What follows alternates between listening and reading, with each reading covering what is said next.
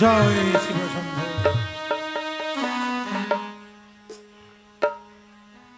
আনন্দে মুখরিত সারা চম্পক, আমার আমন্ত্রণে হাজার হাজার জাতি জ্ঞাতি আত্মীয় স্বজন সবাই চম্পকে পরিণত। তাই আজকে আমার পুত্র লক্ষিন্দরের শুভ পরিণয় অর্থাৎ বিবাহের জন্য যাত্রা করতে হবে। শুভ লগ্নে ঠিক পৌঁছাতে হবে উজানি নগরে। কোথায়? মাধব ঘটক, মাধব ঘটক। আসি বাবা, আসি আসি আসি। হরে কৃষ্ণ, জয় নিতাই, জয় নিতাই, জয় নিতাই।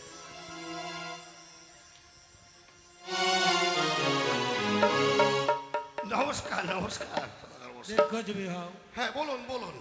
দেখুন, আপনার উপদেশে সমস্ত কিছু সব কার্যের সমাপ্ত হয়েছে এবং ঘটেছে। তাই আজকে বরযাত্রী নিয়ে যাত্রা করতে হবে উজানির পথে। তা তো সত্যই। এই শুভ লগ্নে আমার বরযাত্রীর সবাই প্রস্তুত আছে তো? সবাই তৈরি হয়েছে, এমনকি কি বাদ্য বা সব এসে গেছে। পাত্র? বাদ্য বাদ্য বাদ্য। আচ্ছা আচ্ছা, বাদ্যকে সব চলে এসেছে। হ্যাঁ ঠিক বলেছেন। ৮০,০০০ কাশি বাজবে, হ্যাঁ অবশ্যই। ৮৪,০০০ ঢোল। যে নগর হইতে যাবে আমার বাধ্য, তোলপাল হবে হবে গন্ডগোল। তাই শুনুন, বলুন। দেরি নয়। পালকি হস্তি ঘোড়া যত আছে, আমার প্রাসাদের যত কর্মচারী, দাড়ি প্রহরী, সবাই যেন প্রস্তুত থাকে। সবাই সবাই, হ্যাঁ। আমি সবাইকে বলেছি তোমরা তৈরি হয়ে যাও। সে পালকিতে যাবে আর ১৭ বরযাত্র সবাই যেন তারা একবারে তৈরি হয়ে আছে। তাহলে দেরি নয়, যান। হ্যাঁ, আনন্দের সময় তো সবাই যাবে। কি সদাগর মশাই, হ্যাঁ। আমি বলছিলাম কি একটা কথা, এই বরযাত্র যাওয়ার সময় একবার ওই মায়ের চরণে প্রণাম করে ওটাই ভালো স্বরূপ। অবশ্যই অবশ্যই। তাহলে আমি সবাইকে নিয়ে ওই চণ্ডীর দরজায় গিয়ে আরো কর্ম সবাইকে- রয়েছে আমার। হ্যাঁ, তাই বুঝি। আমার যে কর্ম আরো রয়ে গেছে, হ্যাঁ, হ্যাঁ, তাই আমি কি বলতে চাই শুনুন। হ্যাঁ, বলুন। আপনি যান, সমস্ত বরযাত্রীকে অপেক্ষা করতে বলুন। বেশ, আমি বেশ, আমার বেশ। কার্য সমাপ্ত করে তারপর আসছি। সত্যি আমি সবাইকে নিয়ে তৈরি অপেক্ষা করছি। অবাক হয়ে যাচ্ছি। আজকে আমার পুত্রের বিবাহ, প্রাসাদে দাঁড়িয়ে আছে আমার সনকা। বললাম, সনকা, শুভ লগ্নে যাত্রা করতে হবে, লগ্নের মধ্যে বিবাহ দিতে হবে। তুমি দেরি না করে অবিলম্বে পুত্র লখাইকে সাজিয়ে দাও।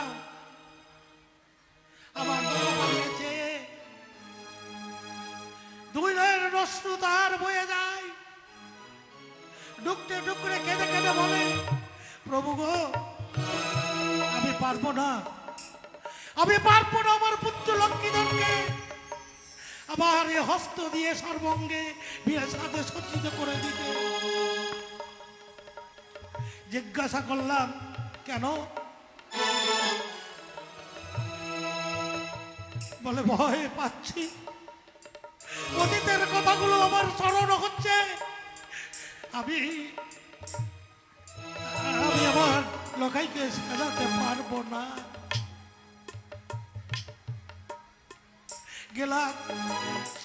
গেলাম আমার ৬টি পুত্রবধূর কাছে, প্রত্যেকটা প্রাসাদের দরজায় দাঁড়িয়ে আছে।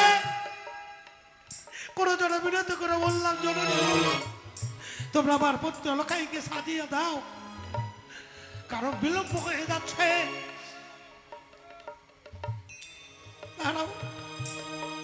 বললো, বাবা আমরা সাজাতে পারবো না, তার অঙ্কে বিয়ের সাথে সজ্জা আমরা তুলে দিতে পারবো না। জিজ্ঞাসা করলাম, বৌমা, যে কথা তোমার শাশুড়ি মাতা বলছে, তোমরাও কেন একই কথা বলে আমাকে বিচলিত করছো? বলছো, বাবা গো, আমরা কেন পারবো না জানেন? আমরা আমরা যে বিধবা, লোকাকে স্পষ্ট করলে যদি তার অমঙ্গল ঘটে, তাই আমরা তাকে সাজাতে পারবো না।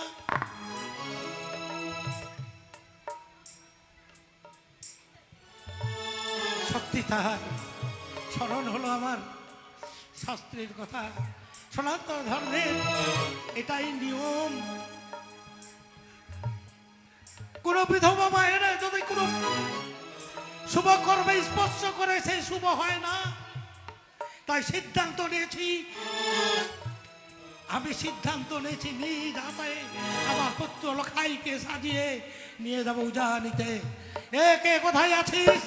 লক্ষিন্দরকে পাঠিয়ে দাও, নিয়ে এসো মস্তকে পাত্রের মুকুট এবং মাল্য। তবে শুনে প্রণাম পিতা। প্রবল্ল, লখাই রে, পিতা গো। বস। আমি কেন তোকে ডেকেছি জানিস? কেন পিতা?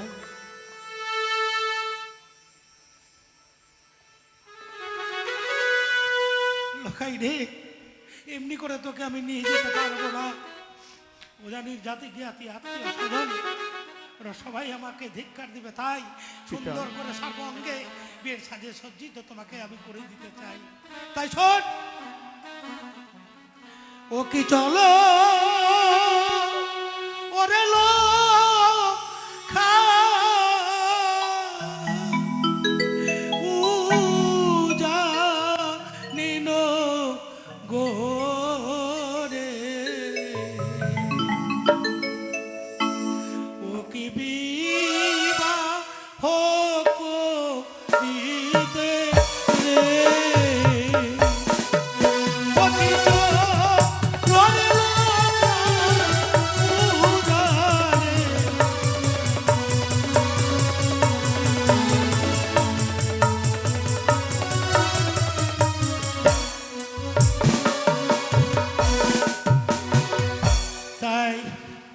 সর্বপ্রথমে তোকে আমি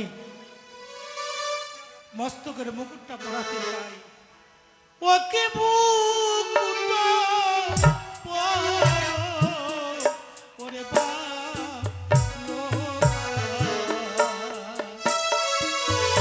বানিয়ার দুলান রে।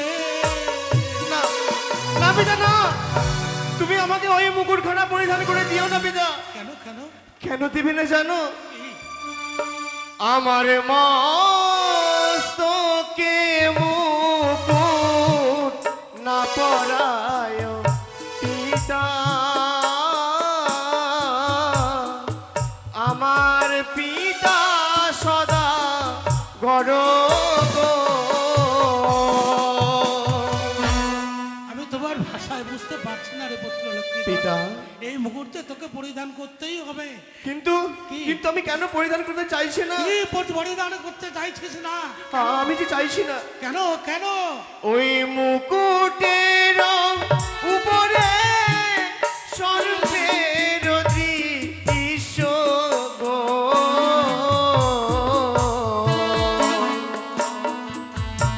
যেন মোর মস্তক জ্বলিয়া যাবে গো।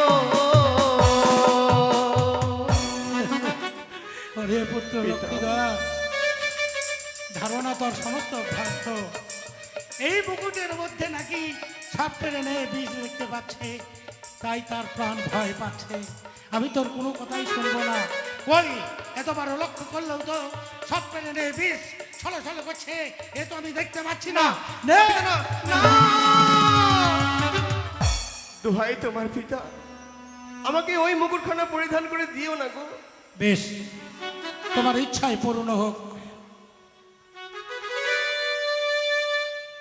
মুকুট তোমাকে পড়াবো না, তবে দার্শনের পুত্র লক্ষ্মীধর এমনি করে তোকে আমি নিয়ে দিতে পারবো না। অন্তত কিছু না কিছু অঙ্গে তোমাকে আবরণ নিতেই হবে। তাই এবার ও কি চলো ওরে বা লোক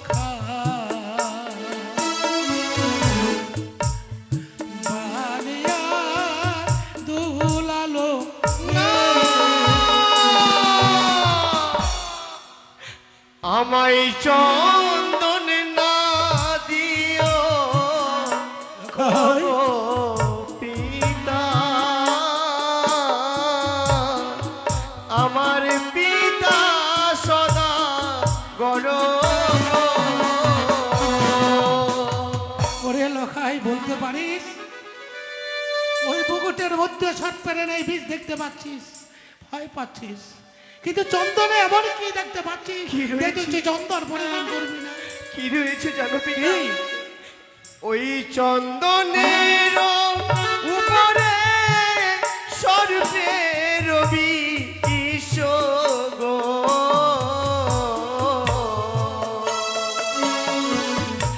যেন মোর ললাট জ্বলিয়া যাবে গো। বুঝেছি ওরে রাক্ষসিনী কাল ছাপিনি আবার ছলনার আশ্রয় নিয়ে আবার পুত্রের প্রাণে এমন একটা ভয় ধরিয়ে দিয়েছিস যে এই আবরণের মধ্যে তোমার সম্পূর্ণ বিষগুলো ছড়িয়ে দিয়েছিস, যার কারণে লক্ষ্য করে সে পড়তে পারে না। ঠিক আছে রে পুত্র লখাই, আমি তোমাকে চন্দনও পরাবো না, কাজলও পরাবো না, মুকুটও পরাবো না, কিন্তু উপায় এমনি করে তো নিয়ে যেতে পারবে না। ও হ্যাঁ, পেয়েছি পেয়েছি উপায়। একই মুকুটে, একই চন্দনে, একই মাল্যে সারি সারি করে আমি 8টি পাত্র সাজাবো।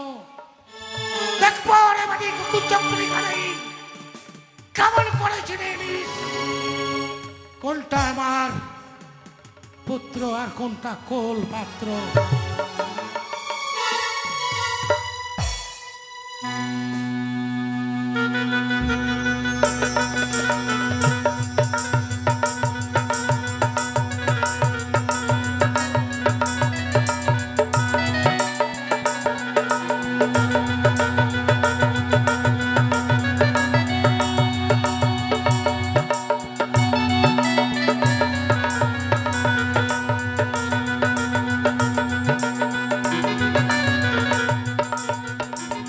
পিতা, লখাই, চেয়ে দেখ তোর ডান পাশে বাম পাশে। দেখি হ্যাঁ রে, ভয় নেই। আরো 7টি পাত্র আমি একই সাজে সজ্জিত করেছি, চিনতে পারবে না। যে ভয় পাচ্ছিস তুই, সে ভয় পাবি না।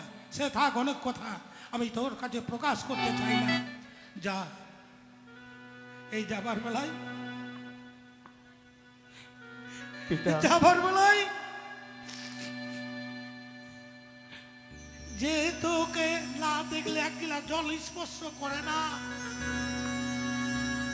তোকে কাছে না পেলে 1 মুষ্টি অন্ন খায় না,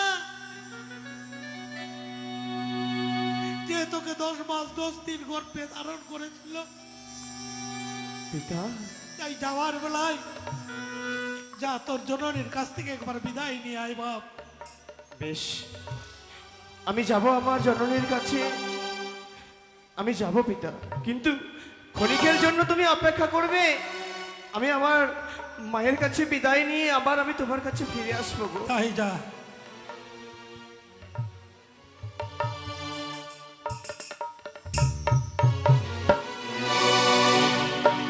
হায় শিব শম্ভু, হে মাতা মঙ্গল চণ্ডী, তোমার কাছে আবার করজোর মিনতি, পুত্রের যেন এতটুকু ক্ষতি না হয়, তুমি তার পুত্রের কৃপা করো, কৃপা করো, কৃপা করো।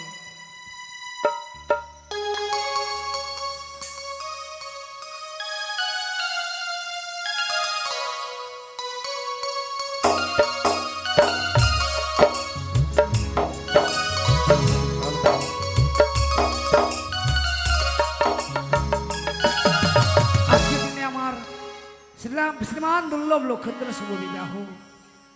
এই শুভ বিবাহের দিনে আমার যে মন চায় না গো, কেমন করে আমি আমার লক্ষ্যকে বিদায় দেব, পারবো না। পুত্র বউ আমার এক এক করে 6-6টি পুত্র মতো ঘরের কোণে ডুকরি ডুকরি কাঁদে, বলে মাগো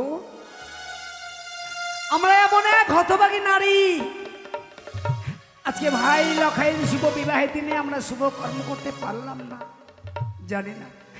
জানি না ঠাকুরের কাছে এমন কি অপরাধ করেছি, সেই অপরাধের জন্য আজকে আমরা শুভ কর্ম হইতে বঞ্চিত হয়ে গেলাম।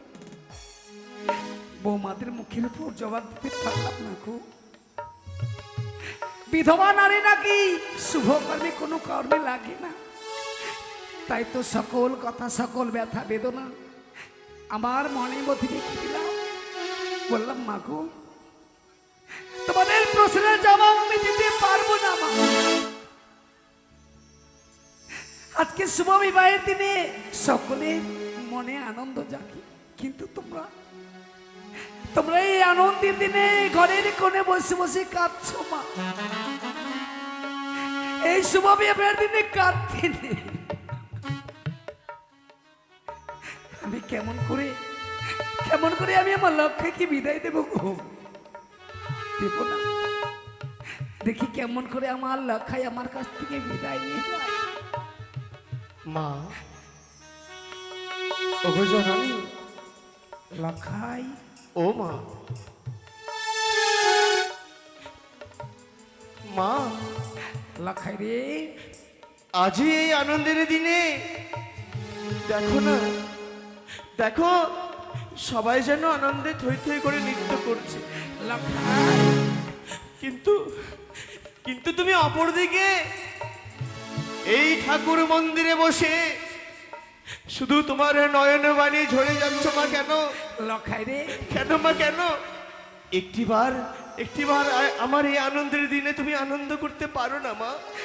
কেন পারি না রে লখাই? আমার যে সদা সর্বদাই মনে বড় ভয় হয়, আমার কাছ থেকে তুই বিদায় নিয়ে যাবি, যার জন্য মনে করে বড় বেশ পরিধান করে তুই আমার কাছে এসেছিস। মা, দেব না লখাই, দেব না, আমি তোকে বিদায় দিতে পারবো না। কিন্তু তুমি যদি আমায় বিদায় না দাও, রয়েছে পিতা আমার অপেক্ষায়। তোমার কাছে বিদায় নেওয়ার পরেই আমাকে নিয়ে যাবে উজানি নগরে বিবাহ দেওয়ার জন্য। লখাই, তাই তোমার কাছে এসেছি মা, একটিবারের জন্য বিদায় চাইবারে। তুমি আমায় বিদায় করো মা, তুমি আমায় বিদায় করো। লখাই, ওরে জানিস বাবা, এমনি করে তোর জায়গা করে ছয় ছয়টি দাদা কি চিরতরে বিদায় দিয়েছি। কেউ এসে আমায় আজ মামা বলে ডাকে না রে লখাই। মা, এই মায়ের কাছে শুধু সবাই চাইবার জন্য আসে, দেবার মতো মায়ের ভান্ডারে কিছু আছে কিনা তার দিকে কেউ চেয়ে দেখে না রে লখাই। বিদায় দা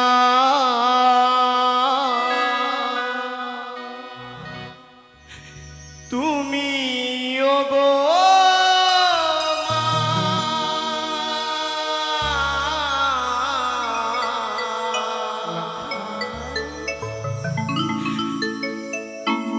ওগো যাবার বেলা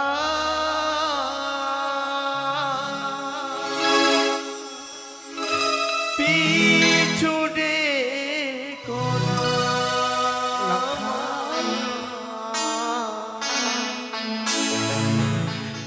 ওগো যাবার বেলা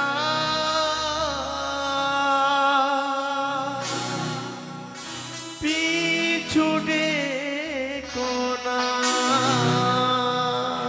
লখাই,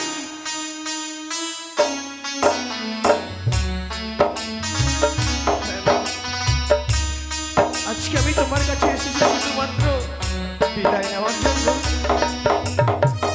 বিদায় দাও তুমি ওগো মা, যাবার বেলায় পিছু ডেকো না। বিদায় দাও তুমি ওগো মা, যাবার বেলায় পিছু ডেকো না। মনে রেখে দেহ নিয়ে চলেছি মায়া আমি, মনে রেখে দেহ দেহ নিয়ে চলেছি মায়ামি, অজানা নতুন কোনো ঠিকানা। যাবার বেলায় পিছু ডেকো না, যাবার বেলায় পিছু ডেকো না।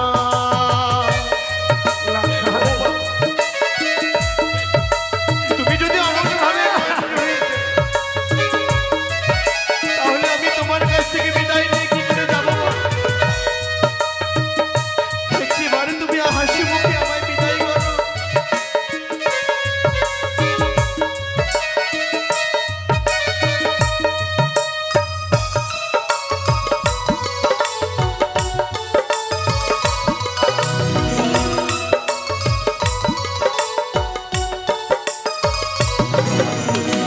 প্রণাম জানাই আমি, বিদায় দাও মা তুমি, তোমার আশিস নিয়ে যাব মা আমি।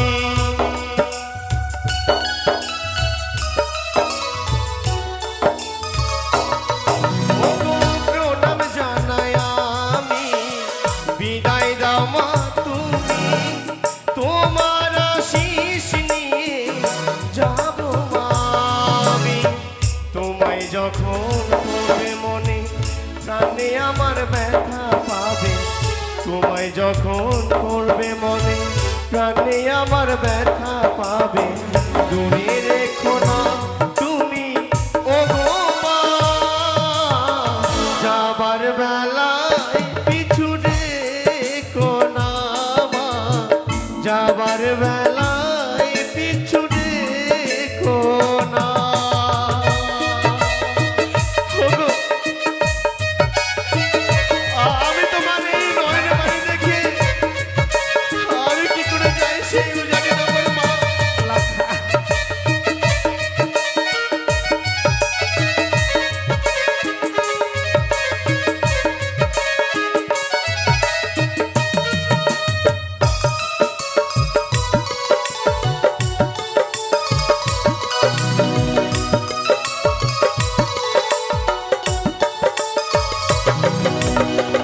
এই জীবনের চাওয়া পাওয়া তুমি, শুধু তুমি যে আমার এই অন্তর তোমাকেই খুঁজে।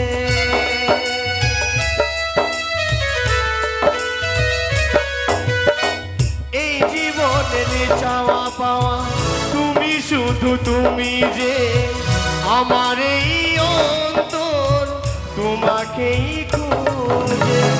লখায়ের আশা মনে রয়ে গেল, লখায়ের আশা মনে রয়ে গেল। পূর্ণ তো হলো না গো ও গো মা।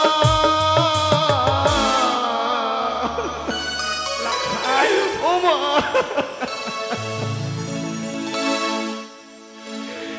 যাবার বেলায় পিছু ডেকো না মা, যাবার বেলায় পিছু ডেকো না। মনে রেখে দেহ নিয়ে চলেছি মায়ামি, মনে রেখে দেহ নিয়ে চলেছি মায়ামি। অজানা নতুন কোনো ঠিকানা মা।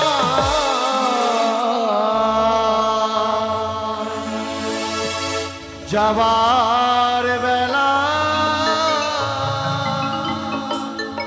পিছু ডেকো না।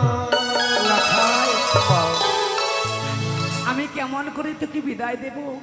ও মা, আমার যে সদা সর্বদাই মনে বড় ভয় হয় লক্ষা। কোন প্রাণে আমি তোকে বিদায় দিয়ে উদ্যানী নগরে পাঠিয়ে দেব? ওই আমি কেমন করে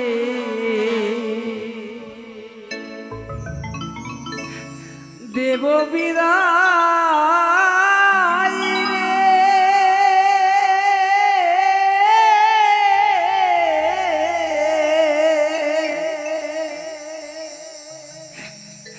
উড়ে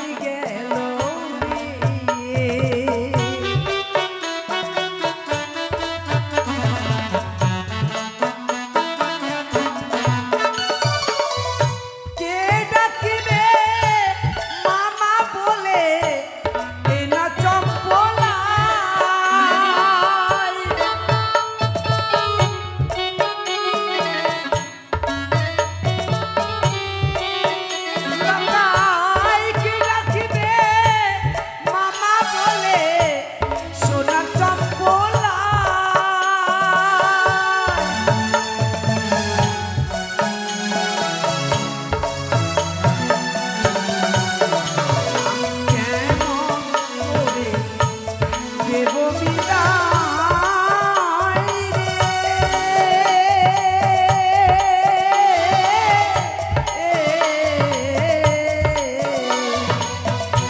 ওরে লক্ষ্মীনাথ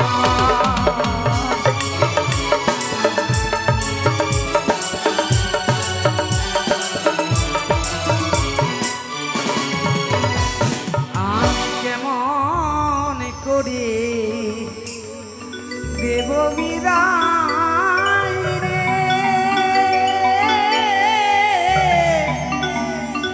ওরে ওরে লক্ষ্মীনাথ